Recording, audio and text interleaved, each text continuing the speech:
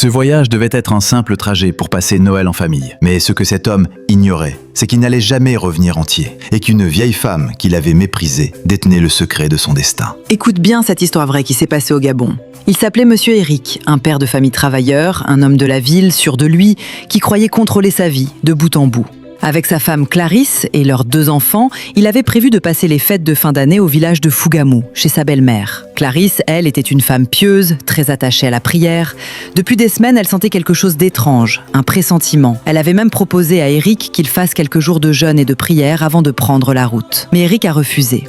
Tu crois trop aux histoires du village, Clarisse. Moi, je suis un homme de la ville. Le jour de leur départ, alors qu'ils faisaient les derniers achats au marché, Eric croise une vieille femme qu'il n'avait jamais vue. Le visage ridé, les yeux perçants. Elle s'approche et lui dit doucement « Jeune homme, n'entreprends pas ce voyage sans avoir prié. Il y a des choses qui t'attendent sur cette route, et tout le monde ne reviendra pas entier. » Eric éclate de rire, se moque d'elle et lui lance « Vieille folle, va raconter tes légendes aux enfants. » Il rentre chez lui, rassemble les bagages, sans rien dire à Clarisse de cet étrange avertissement. Mais ce qu'il ignorait, c'est qu'au même moment, à Fougamou, quelqu'un qu'il considérait comme de la famille préparait sa perte. Si Eric avait su que dans sa propre famille, quelqu'un qu'il appelait ma sœur préparait sa perte, il n'aurait jamais pris cette route. Pendant qu'Eric finissait de charger les valises, à plus de 200 km de là, dans le village de Fougamou, une vieille femme s'activait dans sa case. Tata Rosine, une cousine de sa mère, nourrissait depuis des années une rancune secrète. Dans sa petite case en torchis, les murs noircis par la fumée, elle avait étalé une vieille nappe blanche sur la terre battue. Dessus, une photo d'Eric, une mèche de cheveux volés pendant un voyage, un œuf noir et un petit morceau de tissu ensanglanté.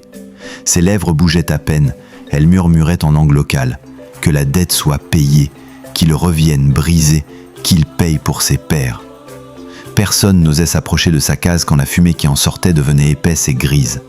Tout le monde savait que ces choses-là existent, même si personne n'en parlait à voix haute.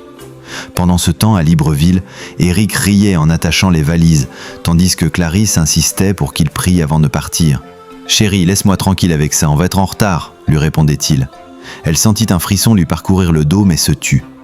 Ils montèrent dans la voiture, les enfants s'endormirent vite à l'arrière, et la radio diffusait une vieille rumba. Tout semblait normal, jusqu'à ce qu'ils arrivent dans une portion de route qu'on appelle le couloir des esprits, là où les anciens disent qu'il ne faut jamais s'arrêter, même si on entend quelqu'un appeler. Soudain, une brume lourde tomba, la voiture perdit de la vitesse, le moteur toussa puis s'arrêta net. Silence total, même les insectes s'étaient tus. Clarisse, paniquée, lui dit « Eric, je t'avais dit qu'on devait prier. » Et là, au bord de la route, dans la brume, une silhouette apparut. Une vieille femme drapée dans un pagne rouge, son visage ridé éclairé par les phares. C'était la vieille dame du marché. Comment avait-elle fait pour arriver là, si loin de Libreville, à pied, avant eux? Elle s'approcha lentement de la vitre côté conducteur. Eric sentit son cœur s'arrêter. Elle pencha la tête et murmura d'une voix sèche « Je t'avais prévenu, mais certains hommes n'écoutent jamais. » Elle fit un geste de la main, et ce qu'Eric vit à cet instant, personne ne voudrait jamais le voir. Ce n'était que le début. La suite est encore plus terrible. Dis-moi en commentaire ce que tu penses qu'Eric a vu et partage cette histoire avec quelqu'un qui doit l'entendre. Like si tu veux la suite, abonne-toi pour ne rien rater. Ce n'est pas la route qui a brisé sa vie. C'est ce qu'on lui a tendu, avec un sourire, dans sa propre famille. Il pensait venir fêter Noël, mais il ne savait pas qu'au village, quelqu'un avait déjà décidé qu'il ne rentrerait pas vivant. Ils arrivèrent tard dans la nuit au village. L'air y était lourd, le silence anormal. Pas un coq, pas un insecte, même les chiens ne les accueillirent pas. La cour de la maison familiale était éclairée par la lune, et assise devant la case principale, immobile comme une statue, se tenait Tata Rosine.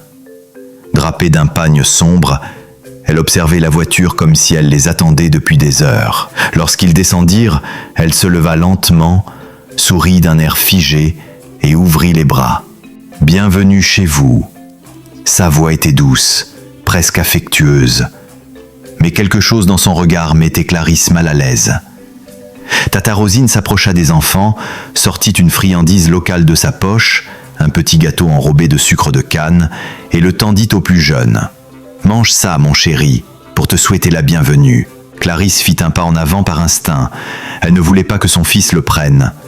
Mais Éric, fatigué, lui fit un signe de la main. « Laisse, c'est juste un gâteau. » Le petit le mangea sans méfiance, en souriant. La nuit fut courte. L'ambiance était pesante. Même les murs semblaient observer. Clarisse pria en silence. Éric, lui, essayait de dormir, convaincu que tout allait rentrer dans l'ordre. Mais au petit matin, tout bascula. Le plus jeune ne se réveilla pas. Clarisse fut la première à le remarquer. Elle l'appela doucement, pensant qu'il dormait profondément, puis plus fort. Et enfin, elle le secoua. Mais il ne bougeait pas, il ne respirait plus. Son petit corps était froid. Elle hurla. Éric accourut, pensa d'abord à un cauchemar, mais il comprit vite. Il s'effondra, hurlant de douleur, les bras autour de son fils sans vie. Les pleurs résonnèrent dans tout le village, mais personne ne vint. Et les quelques regards croisés dans la journée n'étaient pas surpris. Personne ne semblait choqué. Pire encore, certains évitaient la famille comme si elle portait désormais une marque. Éric comprit. Il comprit ce que Clarisse avait ressenti depuis le début. Il repensa à la vieille femme au marché. Il repensa au « je t'avais prévenu » dans la brume. Il repensa au sourire de Tata Rosine, trop calme, trop doux. Il revit le moment où il avait dit « laisse, c'est juste un gâteau ». Il n'a pas attendu, ni l'enquête, ni l'autopsie, ni même l'enterrement. Il a pris Clarisse, sa fille, les bagages, ce qu'il restait de sa vie, et il est parti. Il n'a dit au revoir à personne. Il n'a même pas levé les yeux vers la case de Tata Rosine. Depuis ce jour, Éric vit loin, très loin, dans un autre pays, sous un autre nom. Il envoie de l'argent à sa belle-mère de temps en temps. Mais il n'a plus jamais mis les pieds à Fougamou. Il ne fête plus Noël. Il ne parle plus jamais de famille. Il n'écoute plus personne qui rit des prières ou qui minimise les avertissements. Et chaque fois qu'il entend un homme dire à sa femme « Tu crois trop aux histoires du village », il serre les dents. Parce que lui, il sait. Il sait que certaines blessures ne se voient pas. Il sait que la jalousie, parfois, est plus puissante que l'amour du sang. Et il sait que certaines personnes que l'on traite de naïves le sont uniquement parce qu'elles ont survécu. Éric n'a pas écouté. Il a perdu son fils. Il n'a plus jamais douté. Mais c'était trop tard. Tu veux d'autres histoires vraies, profondes et mystiques d'Afrique ? Abonne-toi maintenant. La prochaine sera encore plus puissante.